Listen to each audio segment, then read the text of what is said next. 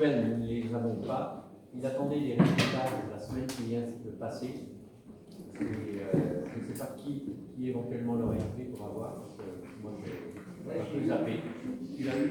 Je l'ai appelé hier, Oui. il va bien, et puis là il est parti à l'église. Ah oui, Voilà. oui, il nous avait dit, Angélique, qu'il ne serait pas là parce que l'église qui est à Saint-Jean-de-Bois, il y avait une quelque chose de particulier et il voulait être présent. C'est ça qu'il m'a dit. Donc c'est pas, s'ils ne sont pas là aujourd'hui, c'est pas un problème de santé par rapport Oui, à oui, c'est ça.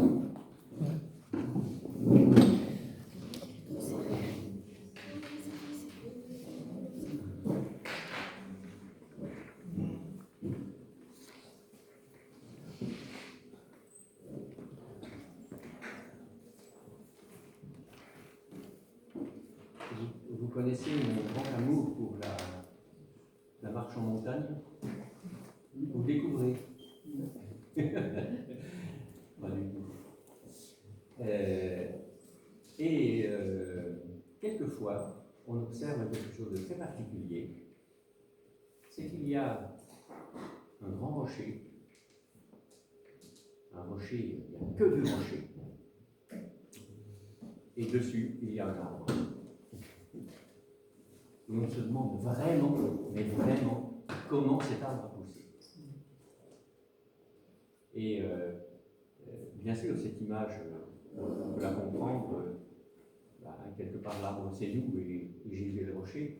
Et, on ne comprend pas comment ça se fait qu'on vive, hein, c'est la grâce de Dieu, et le rocher c'est lui.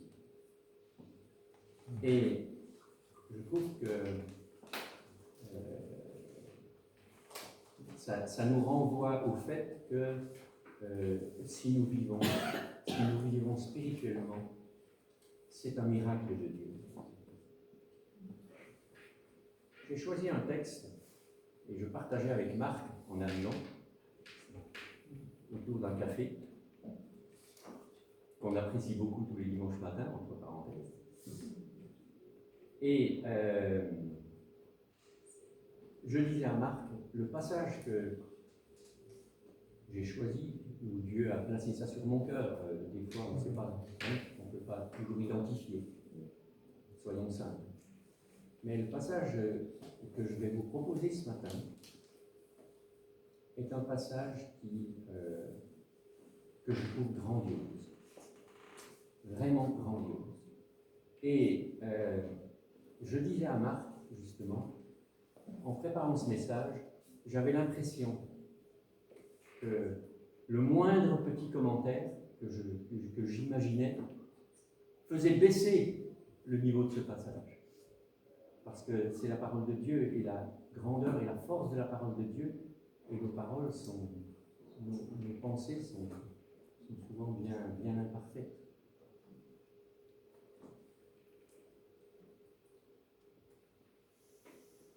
Et ce texte, je trouve, nous pousse à la méditation et à la louange. Dans l'ancienne église où on était, bon, pour ceux qui ne savent pas, c'était l'église larmiste, le message était présenté, on ne parlait pas de prédication, on parlait de méditation. Donc, un frère présentait un passage, commentait un passage, on parlait toujours de méditation. Et je trouve que c'est intéressant. C'est un mot, hein. C'est simplement une question de vocabulaire, mais derrière le vocabulaire, il y a quand même une signification. Et vraiment, ce matin, j'ai envie de vous proposer une méditation. Alors, on ne va pas méditer comme ça, hein, mais je vais vous présenter le message que j'ai préparé. Mais ça devrait nous renvoyer à une méditation personnelle. Et c'est pour ça, entre autres, que j'aimerais, c'est un passage qui court, il y a 5 versets,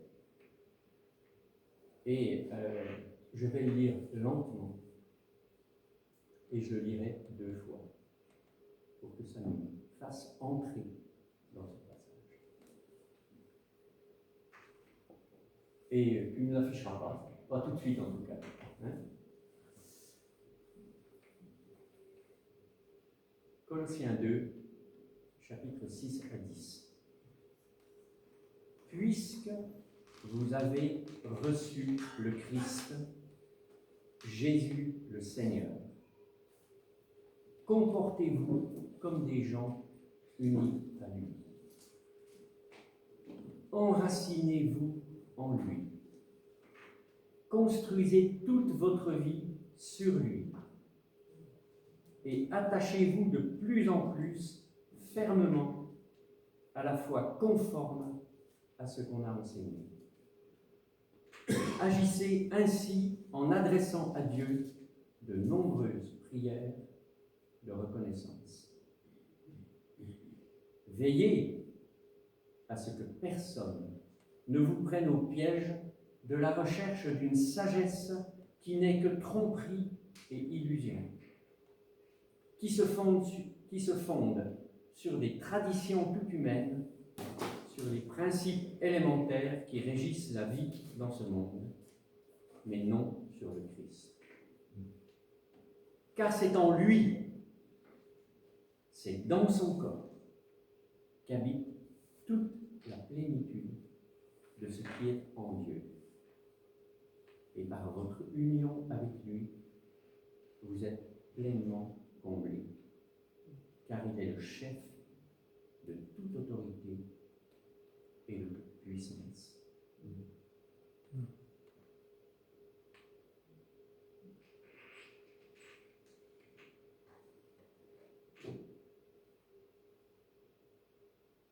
Puisque nous avons reçu le Christ, Jésus le Seigneur, comportons-nous comme des gens unis à lui.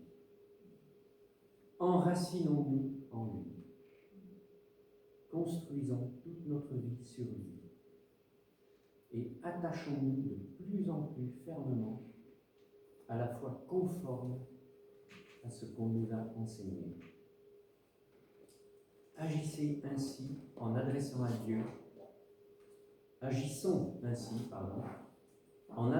à Dieu de nombreuses prières de reconnaissance. Veillons à ce que personne ne nous prenne au piège de la recherche d'une sagesse qui n'est que tromperie et illusion, qui se fonde sur des traditions toutes humaines, sur les principes élémentaires qui régissent la vie dans ce monde, mais non sur le Christ. Car c'est en lui, c'est dans son corps qu'habite toute la plénitude de ce qui est en Dieu. Et par notre union avec lui, nous sommes pleinement comblés, car il est le chef de toute autorité et de toute puissance.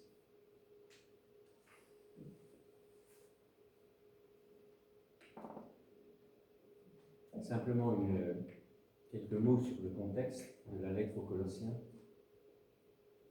La lettre aux Colossiens a pour objectif de rappeler les fondements de l'Évangile. On est vraiment sur les socles sur lesquels on peut vraiment s'appuyer. L'apôtre Paul dénonce les déviances, notamment philosophiques. Quand il est dit les principes élémentaires, c'est un mot un peu bizarre, mais ça fait allusion à la philosophie d'inspiration grecque, et auxquelles s'ajoutent des pratiques légalistes d'origine juive. C'est le contexte de la lettre aux Colossiens. Et les quelques versets que nous allons regarder ensemble, c'est vraiment un morceau du chapitre où l'apôtre présente avec force, un petit morceau de choix, où l'apôtre présente avec force la plénitude de la vie en Christ. La plénitude de la vie en Christ. Vous comprenez que devant de telles paroles, de la parole de Dieu, de tels textes de la parole de Dieu, eh bien, on se sent petit. Parce que réellement, nous sommes petits, et lui est grand. Nous sommes faibles, il est fort. Nous sommes infidèles, lui est fidèle. etc. Nous sommes des pêcheurs graciés, ou plutôt des saints qui pêchent parfois, et on veut, ça dépend dans quel sens on le prend. Mais lui, il est parfait, depuis l'origine à toujours.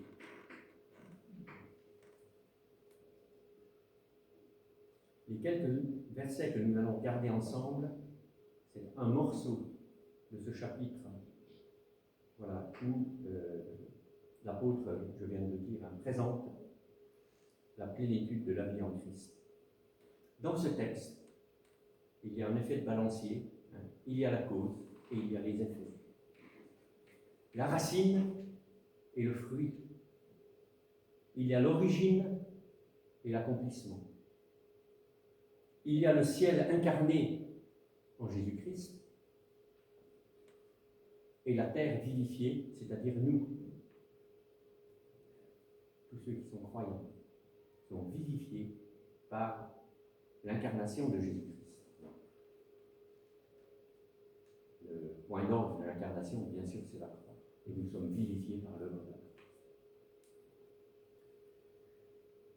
Il y aura une relation directe dans ce texte, inévitable, entre l'origine de notre vie spirituelle et ses fruits, qui en sont les manifestations.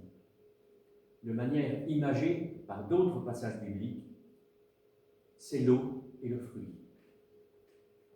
Vous voyez, vous connaissez peut-être ce passage en Jérémie 17, ou dans le psaume 1er. L'arbre est planté près de l'eau et il porte du fruit en toute saison. Et ses feuilles ne sèchent jamais. Jamais. L'enfant de Dieu, s'il vit près de Dieu, s'il est abreuvé de cette eau spirituelle, il porte du fruit. Et la Bible dit en toute saison. Toute saison. C'est pas ce que montre la terre, où il y a 4 saisons, et il y a la saison du fruit, il y a une saison pour le fruit, en gros, puis le reste, c'est le travail qui se fait. Et là, abreuvé à cette source spirituelle, nous portons du fruit en toute saison. Et la Bible ajoute, toujours dans ce passage de Jérémie 17, et la feuille reste toujours verte. Toujours verte. Il n'y a pas d'arbre dont les feuilles sont caduques, qui tombent à l'automne et qui repoussent au printemps. Non, dans notre vie, si nous sommes bien branchés et abreuvés à cette source, notre feuille sera toujours verte. C'est aussi la semence qui meurt. Vous voyez cette parabole dans le chapitre 12 de l'évangile de Jean, où Jésus est cette semence qui est tombée en terre, dans l'obscurité. Et le résultat, c'est le grain de blé qui germe et qui porte du fruit. Ce texte nous donne des clés. Ce texte ouvre des portes. Celle de Christ. Il en ferme d'autres. Nécessairement. Celle de l'homme. Ce texte définit l'ordre spirituel des choses et peut nous éviter bien des combats, bien des échecs, bien du temps perdu. Écoutons ce texte, méditons-le. Écoutons Dieu le Saint-Esprit ce matin et qu'il nous parle avec force, avec sa force à nous. De mon point de vue, ce texte constitue un fondement remarquable, inébranlable et essentiel de la vie chrétienne. Ça nous oriente dans la bonne direction. On regarde au bon endroit. Alors, quelques commentaires.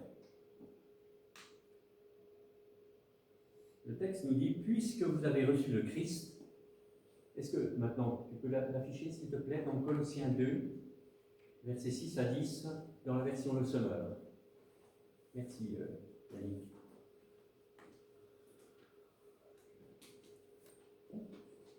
puisque vous avez reçu le Christ, Jésus le Seigneur, comportez-vous comme des gens unis à lui. Donc il y a ce balancier. Puisque, alors, tac, on doit trouver. Puisque, alors comportez-vous. Il y a vraiment cette relation de cause à effet directe. Et puisque vous avez reçu le Christ, Jésus le Seigneur, il est présenté, le Christ est présenté sous 3 aspects. Le Christ, c'est le Messie attendu. Donc, puisque vous avez reçu le Christ, c'est-à-dire le Messie attendu, Jésus, c'est-à-dire Dieu incarné, et celui qui sauve. Puisque vous avez reçu le Messie attendu et le Dieu incarné, celui qui me sauve. Le Seigneur, c'est pas anodin toutes ces appellations. Le Seigneur, c'est-à-dire celui qui règne. Alors non seulement il règne parce qu'il est Seigneur, mais théoriquement, puisque vous avez reçu le Seigneur, le Christ, Jésus le Seigneur, eh bien, il doit être aussi Seigneur de ma vie. Alors ça, je le dis en tremblant. Vous savez que ceux qui enseignent, ils seront davantage jugés que les autres. Hein? S'il y a trop de distorsion entre ce qu'ils enseignent et ce qu'ils vivent. Priez pour tous ceux qui enseignent. On en a tous besoin.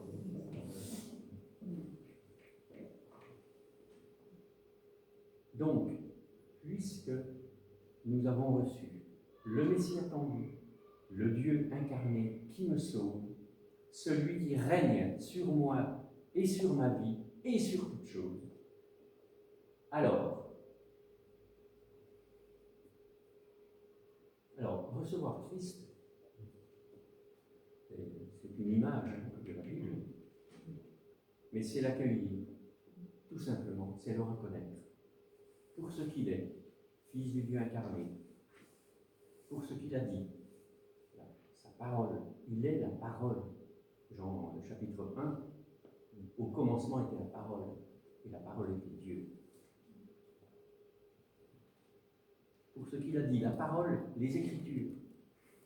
La parole, c'est pas anodin si on parle de la Bible comme étant la parole de Dieu. Et puis pour ce qu'il a fait. Parce qu'il s'est abaissé, il s'est sacrifié, il nous a ouvert les portes du ciel. Voilà, c'est le contenu, on pourrait dire, de notre accueil. Et quand le texte nous dit « Attachez-vous de plus en plus fermement à la foi conforme à ce qu'on vous a enseigné », on est exactement là-dedans. Et la conséquence, comportez-vous comme. Alors on va voir la suite. Puisque nous avons commencé à changer de l'intérieur, c'est-à-dire les racines, ça doit se voir à l'extérieur.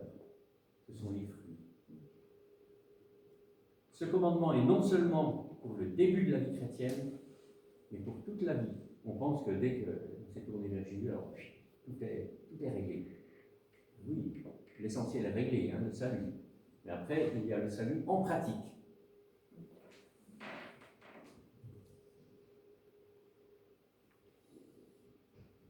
Et il doit y avoir un effet visible, une cohérence entre le fait d'être unis à Christ et la vie qui en résulte. Jésus en parlera également d'une manière imagée dans Matthieu 7, au verset 16 et au verset 20, pour démontrer que le fruit qualifie la nature de l'arbre. Il n'y a pas de bons fruits sur les épines. Et il n'y a pas de fruits des épines sur un bon arbre. Et c'est le seul élément que Jésus nous donne pour savoir si on est vraiment branché du bon côté. Alors bien sûr, ne nous leurrons pas, dans nos vies, on n'atteint pas tout de suite un niveau où notre attachement spirituel nous pousse à aller très très loin dans la vie pratique avec lui. C'est un chemin. Il y a des écarts, des distorsions, des incohérences qui durent plus ou moins longtemps. Mais par la grâce de Dieu, nous reviendrons. Par la seule grâce de Dieu, nous reviendrons. Et nous nous comporterons à nouveau comme des enfants de Dieu. Dieu ne nous laisse pas tomber. Il va nous chercher jusqu'à ce qu'il nous trouve. Et ce n'est pas simplement pour aller nous chercher pour être enfant de Dieu, c'est aller nous chercher quand on s'est vautré. Jusqu'à ce qu'il nous sorte du fossé. Cela dit, notre objectif, celui que Dieu a placé dans notre cœur, c'est que nous sommes appelés à grandir dans un comportement, dans une attitude, des choix de vie en connexion avec notre nouvelle identité, en restant unis à lui. Les versets 7 et 8, j'aimerais que tu puisses les afficher. Je vais les relire. Enracinez-vous en lui. Les mots sont forts. Hein. Enracinez-vous en lui. Construisez toute votre vie sur lui. Attachez-vous de plus en plus fermement à la foi conforme à ce qu'on vous a enseigné. Agissez ainsi en adressant à Dieu de nombreuses prières de reconnaissance. Veillez à ce que personne ne vous prenne au piège de la recherche d'une sagesse qui n'est que tromperie et illusion, qui se fonde sur des traditions toutes humaines, sur les principes élémentaires qui régissent la vie dans ce monde, mais non pas sur le Christ. Donc ce sont des verbes directs. Hein? Enracinez, construisez, attachez, enfin enracinez-vous, construisez, attachez-vous, veillez. Le texte nous indique ici un processus imagé de la vie chrétienne, en 3 étapes. Premièrement, l'enracinement. Ce sont les fondations. Deuxième étape, la construction. C'est l'élévation des murs et du toit. On a un maçon ici qui pourrait vous en parler. Troisième étape, l'attachement. C'est la consolidation, la fermeté spirituelle. Josué, qui avait été pendant des années avec Moïse, il s'était enraciné. Il s'était enraciné avec Moïse, en voyant Moïse. Il s'était enraciné par toutes les expériences qu'il a faites. Il a été un de ceux, quand le peuple est arrivé à Kadesh Barnéa, avec Caleb, ils ont été les 2 seuls sur les 12 à dire « ce pays est le bon pays ». Les autres ont dit « oh non, c'est trop compliqué. On n'y arrivera jamais. Il n'y a que des géants qui vont nous écraser. Et les murailles sont jusqu'au ciel. » Soyons des Josué, soyons des Caleb. Et quand Josué va prendre la succession de Moïse, dans le premier chapitre du livre de Josué, Dieu va dire à Josué, fortifie-toi et sois ferme. C'est un fruit de cette formation, un fruit de cette marche avec Dieu, la fermeté. Alors bien sûr, il en a eu besoin dans la suite. On n'a jamais fini avec la fermeté spirituelle. On n'a jamais fini avec la maturité spirituelle. Jusqu'au bout de notre vie terrestre, il faudra avancer.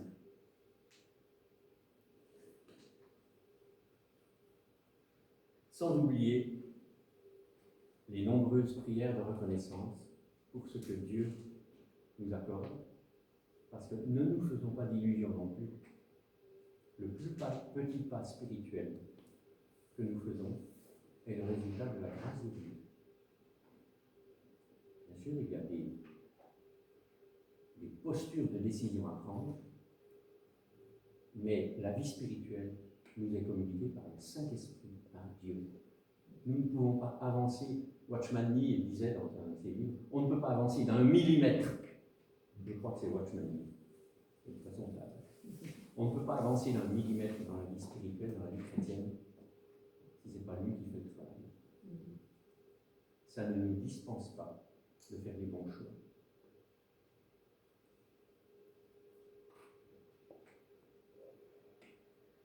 Alors vous imaginez dans ce processus, vous imaginez les dégâts en cas d'inversion du processus. Les fissures, voire la destruction partielle ou totale de l'édifice, si par exemple on commence par le toit. Ah non, on sait raisonnablement qu'on ne commence pas une construction par le toit. J'aimerais quand même, il y a un point important sur ces 3 étapes sur lequel j'aimerais m'attarder un petit peu. C'est l'enracinement. Parce que je pense quand même que c'est la clé. Je vous pose une question. Quelles sont les caractéristiques d'une racine? Maintenir. Prendre l'eau. Nourrir. Voilà, prendre l'eau. S'élever. Voilà. La racine nourrit la plante. La racine ancre la plante dans le sol. Qu'est-ce que tu voulais ajouter quelque chose? Non, c'est bon. C'est bon? Ben, je ne sais pas ce qui est bon. Hein. Ah, non, j'avais dit maintenir. Oui, maintenir, c'est ça. Elle ancre la plante dans le sol. Hein, l'arbre poussant sur une falaise, c'est incroyable, quoi. Qu'il soit nourri et qu'il soit ancré. Ben, je ne sais pas si vous avez un jour de grand vent, vous êtes sur un rocher. Franchement, hein, un jour de grand vent, vous êtes sur un rocher. J'étais un jour sur une ligne de crête. Il y avait un vent tel que je me suis mis accroupi. J'ai avancé accroupi. J'avais peur de tomber, d'être emporté par le vent. Est-ce qu'on peut dire que la racine, c'est aussi la vie de l'arbre? La racine, c'est la vie. Ben, parce qu'elle nourrit. Hein. Elle nourrit.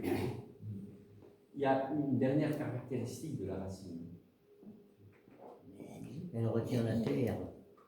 La vie. Comment? La vie. La vie, d'accord. Bon. Mais c'est pas ça. C'est pas ça que je pense. En fait, Mais la racine seule sur la plante qui est au-dessus, elle ne sert à rien. elle ne sert à rien. Oui. C'est pas ça. Mais ok, je suis d'accord avec ce que tu dis. Hein. C'est pas ce à quoi j'ai pensé. Je ne dis pas que vos réponses sont fausses. Mais pour moi, elle est cachée. La racine. Elle est là à l'insu de tous. Et j'aime cette notion d'enracinement dans une démarche cachée. Hein? Quand on s'enracine spirituellement, et là je parle à chacun de nous individuellement, c'est une démarche individuelle d'enracinement. Ça ne veut pas dire que les autres, nous sommes le corps de Christ, peut, par sa vie, encourager à l'enracinement. Mais la démarche d'enracinement, il n'y a que nous qui la faisons individuellement. Et cet enracinement, c'est un choix que nous avons à faire. Et encore une fois, c'est Dieu qui permettra que ça marche. Mais c'est caché, ça ne se voit pas. On aimerait bien que ça se voit des fois, voir les efforts qu'on fait. Ah, ça flatterait notre ego. Non, tout ça, ça doit être à l'insu, caché. Cette démarche. Ça ne veut pas dire que c'est caché, absolument, on peut partager les choses. Hein. Mais méfions-nous, on est tellement poussé souvent dans nos paroles à nous mettre en valeur, plutôt que de chercher l'humilité en Christ. Le véritable enracinement, le fruit de l'enracinement, c'est caché. Cette fameuse semence, elle est dans le noir, dans Jean 12. C'est Jésus-Christ, hein, mais c'est nous aussi, on peut l'interpréter aussi avec. Cette semence, et le cacher. Personne ne la voit. Personne ne la regarde. Et par contre, à un moment donné, et c'est ça qui est intéressant, elle meurt, cette semence. Elle pourrit. Et c'est parce qu'elle pourrit et qu'elle meurt qu'il y a du fruit. C'est vraiment l'image de Jésus-Christ sur la croix, hein, qui nous a donné la vie. Mais c'est aussi notre démarche à nous. Quand l'apôtre Paul, dans la lettre aux Romains, nous invite à mourir, c'est mourir pour vivre. Et le fruit spirituel, dans notre démarche de progrès, ça ne marchera que si, progressivement, bien sûr, j'accepte le saut de mort et de vie que Dieu met sur moi. Pour que moi, la plante, je porte du fruit et que je construise, que je grandisse, que je sois stable, solide dans ma vie spirituelle intérieure, je dois creuser. Creuser pour m'ancrer en Dieu, pour que le grain de blé meure, germe et grandisse et porte du fruit au centuple. C'est la promesse de Dieu, ça. Si vraiment je fais cette démarche dans l'enseignement, il y a la promesse de Dieu, c'est lui qui l'accomplira. Le fruit au centuple, c'est lui. C'est lui qui le donnera. Cette tâche se fait à l'insu de tous, dans l'obscurité de la terre. C'est là que je découvre la vraie sagesse, celle de Dieu, et la vraie connaissance, celle de Christ. C'est un trésor qui surpasse tous les trésors du monde. C'est quand même curieux hein, que Jésus nous demande de mourir. Et c'est le plus grand trésor, hein, parce qu'il y a la vie derrière. C'est un trésor qui n'est pas apparent, c'est le lien secret entre Dieu et moi. C'est la garantie de la sécurité spirituelle. L'apôtre Paul, là, il écrit ça, il fait ce tableau extraordinaire pour lutter contre les déviances, la philosophie grecque et les autres déviances. Quand je suis d'accord de mourir, j'apprends à distinguer entre la sagesse humaine, qui est un piège, en particulier celui de l'intelligence, et qui conduit à la suffisance. On est suffisant. Quand on pense qu'on est intelligent, on est vraiment suffisant. On pense qu'on est autosuffisant. Le siècle des Lumières, c'est l'homme qui découvre par la philosophie qu'il est suffisant et qu'il n'a plus besoin de Dieu.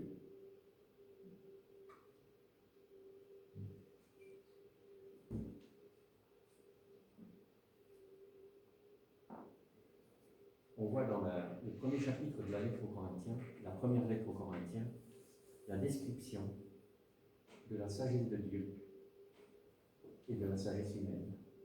Et la sagesse de Dieu est présentée comme une folie pour les hommes. Mais c'est la vraie sagesse. Et c'est souvent les petits qui la connaissent. Cet enracinement, pour finir, exige de la persévérance et de la patience. Ce sont des qualités avec notre monde qui court et qui zappe d'une chose à l'autre. Ce sont des qualités qu'on a peut-être tendance à oublier, tellement notre monde nous offre la dispersion. Mais il y a dans l'œuvre de Dieu en nous, dans ce travail d'enracinement, il y a la patience et la persévérance. Comme le cultivateur qui a semé et qui attend que ça germe. Nous, on voudrait tout de suite. On s'épuise très vite.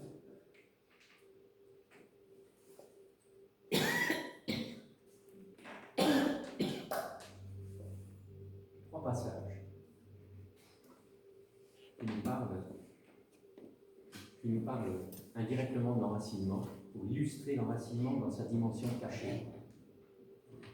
Bon courage, Yvon. Merci. Trois passages bibliques pour illustrer l'enracinement dans sa dimension cachée. Colossiens 2, verset 2. parle de la connaissance du mystère de Dieu, dans lequel sont cachés tous les trésors de la sagesse et de la connaissance. Si je fais cette démarche d'enracinement, Dieu me révélera les choses cachées en lui. Tous les trésors de la sagesse, la vraie, la sienne, et de la connaissance. Non pas la connaissance intellectuelle, mais la connaissance de la personne de Christ.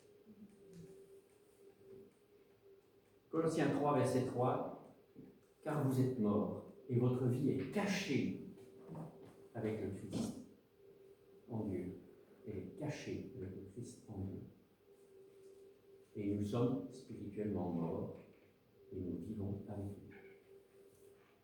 Troisième passage dans l'Apocalypse, et là c'est, j'allais dire, quelque part un peu la récompense. À celui qui vaincra, je lui donnerai de la manne cachée. Ça, c'est l'apôtre Jean inspiré qui adresse ce message à l'église de Pergame, qui n'était pas parfaite. Nous ne sommes pas parfaits, mais si nous nous engageons dans ce chemin, Dieu promet sa manne cachée.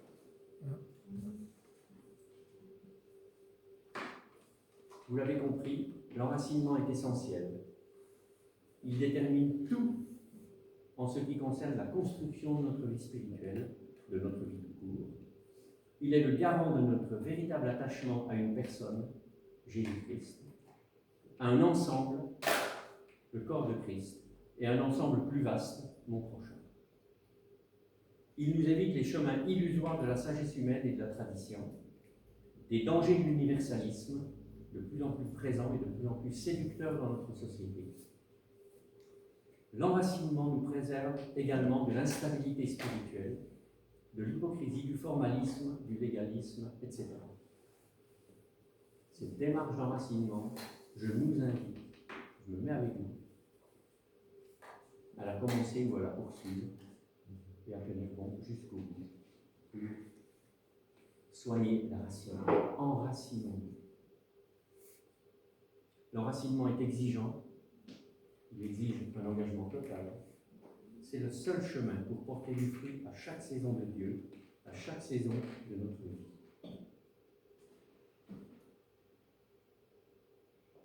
Deux vérités essentielles, versets 9 et 10. Et là, on a une perspective. Car c'est en lui, c'est dans son corps, qu'habite toute la plénitude de ce qui est en Dieu. Toute la plénitude de ce qui est en Dieu. Et par votre union avec lui, c'est-à-dire avec Jésus-Christ, vous êtes pleinement comblés car il est le chef de toute autorité et de toute puissance. Et par notre union avec lui, nous sommes pleinement comblés car il est le chef de toute autorité et de toute puissance. Là, il y a à la fois cette affirmation et aussi cette reconnaissance de la grandeur suprême de Jésus-Christ et de tout ce qu'il est en capacité de faire. C'est lui, c'est Jésus-Christ. Et lui, Jésus-Christ, incarné, pas seulement incarné, mais en tout cas, puisque là, on peut le toucher, comme dit l'évangile de Jean, nos mains l'ont touché, enfin, pas l'évangile, la première lecture. Jésus-Christ, il est la plénitude de Dieu. Le Fils éternel de Dieu. C'est lui qui s'est incarné. C'est lui qui a commencé à s'approcher de nous, avant qu'on s'approche de lui. C'est lui qui a pleinement et parfaitement habité notre condition humaine. C'est lui qui nous a ouvert en grand l'accès jusqu'alors inaccessible, infranchissable du chemin de la vie, la vraie, la vie avec lui. Les chérubins, à la sortie du jardin d'Éden, le chemin spirituel est barré. L'Esprit de Dieu n'habite plus l'homme. Il faudra la croire. Et c'est Jésus qui a réouvert ce chemin. La lettre aux Hébreux nous dit que nous pouvons entrer dans le lieu saint par le chemin nouveau et vivant qu'il nous a consacré à travers le voile. Le voile qui nous empêchait d'accéder à Dieu il a été déchiré. Et c'est avec lui, oui, je voulais dire, c'est encore lui qui en a payé l'intégralité du prix à la croix. Et c'est un mystère impénétrable. C'est avec lui, nous dit le verset 10, que nous sommes totalement comblés. On a parlé de ça un petit peu ce matin dans la louange. Nous sommes comblés. Dieu ne nous fait jamais défaut. Si, on peut s'éloigner nous, hein, mais lui ne s'éloigne pas. Il est le seul médiateur de la nouvelle alliance. C'est de la grâce de Dieu qui nous accueille et qui nous comble pleinement. A contrario de l'alliance de la loi qui nous condamnait irrémédiablement. De quel côté je veux pencher? Devant cette plénitude de grâce et d'amour parfait, comme l'apôtre Paul en Romains 11, les versets 31, 33 à 36, je veux m'exclamer. Je vais lire ce verset qui est une profondeur, ô profondeur des richesses et de la sagesse et de la connaissance de Dieu, que ses jugements sont insondables et ses voies introuvables. Car qui a connu la pensée du Seigneur, ou qui a été son conseiller, ou qui lui a donné le premier et lui sera rendu? Car de lui, et par lui, et pour lui, sont toutes choses. À lui soit la gloire éternellement. Amen. Amen. Dans la suite de ce passage, disons qu'on prolonge ce passage que je considère totalement fascinant, tout en étant très concret en fait.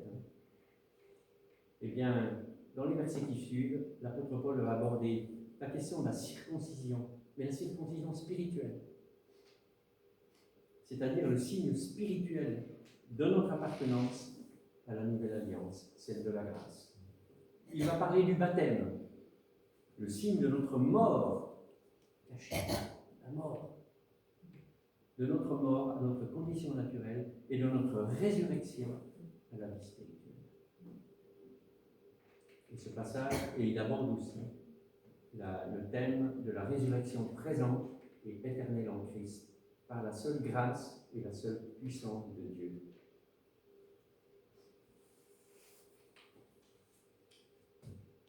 Une question. Voilà, on a regardé un passage que je qualifie d'extraordinaire. On a essayé d'en parler. J'ai essayé de vous proposer quelque chose, forcément limité. Qu'est-ce qu'on a envie de ramener à la maison? Qu'est-ce qui vous a frappé? Rester enraciné. L'enracinement. Ouais. L'enracinement. C'est pas le seul message de ce passage, mais c'est le message, parce que c'est le message inaugural de ce passage. C'est le message inaugural, je dirais, c'est le passage inaugural de ma vie chrétienne, l'enracinement. Et souvent, alors bien sûr, n'imaginez pas qu'on va s'enraciner, quand on aura fini de s'enraciner, c'est pas schématique, hein, on va passer à l'étape suivante. Non, c'est des choses qui vont cohabiter. Mais revenons toujours à l'enracinement.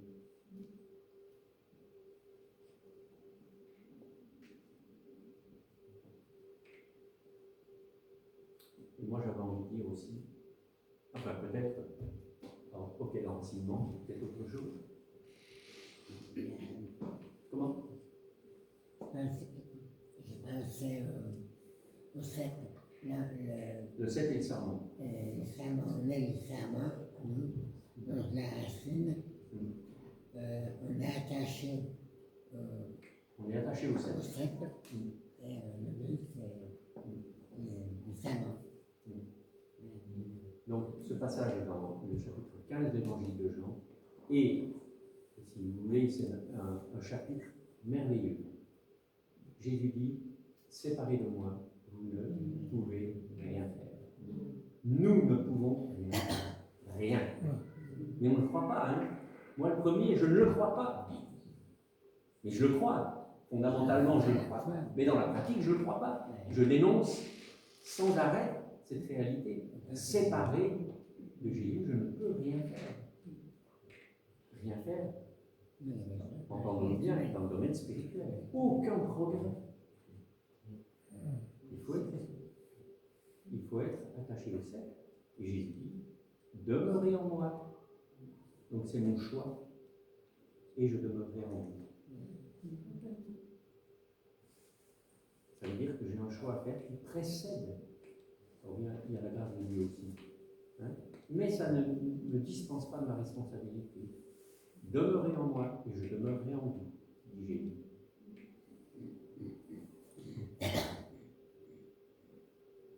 Et puis moi j'avais envie de retenir Jésus-Christ est la plénitude de Dieu. Comment ça se fait que quelqu'un qui est incarné, qui est visible, il est à la fois intemporel, il est parfait,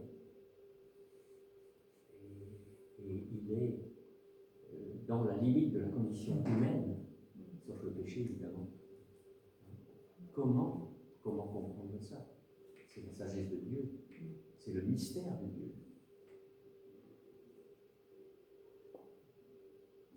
Jésus-Christ est la plénitude de Dieu, et devrait être la plénitude de notre vie. Et nous sommes comblés en lui. Voilà ce que j'aimerais aussi qu'on puisse ramener à la maison. La plénitude de ma vie, c'est lui. Et cette plénitude. Pour finir, 2 versets, et j'arrêterai là. Dans l'évangile de Marc au chapitre 9 et le verset 8, ayant regardé de tous côtés, les disciples ne virent plus personne, sinon Jésus seul avec eux. Dans quel contexte ce verset est dit? Comment? La transfiguration. Absolument. C'est la scène de la transfiguration. Il y avait Moïse et Élie, l'ancienne alliance, celle de la loi, et puis Jésus. Et en finale, les 2 autres disparaissent. D'abord parce qu'ils ne sont pas fils de Dieu. C'est Jésus le Fils de Dieu. Et puis, c'est l'œuvre de la croix, c'est le salut par la grâce, et non pas par la loi. Et puis, est-ce que tu pourrais afficher... Qu'est-ce que je l'ai?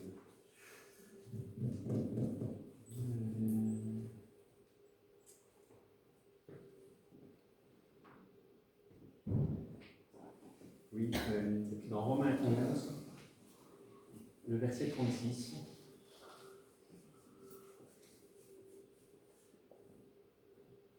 Romains 11, verset 36. Ce sera peut-être la fin de 35 et 36. Non. Voilà. Et s'il vous plaît, j'aimerais qu'on le dise ensemble, un peu comme une proclamation. Et j'aimerais qu'on se lève.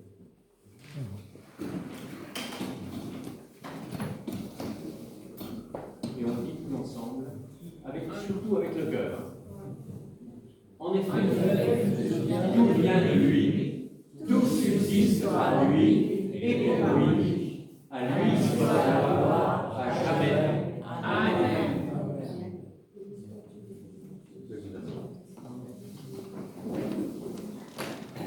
Voilà, donc que Dieu vous bénisse cette semaine. Qu'il prenne soin de Chantal, qu'il prenne soin du neveu de Yvon et plein d'autres personnes qui ont besoin d'être encouragées.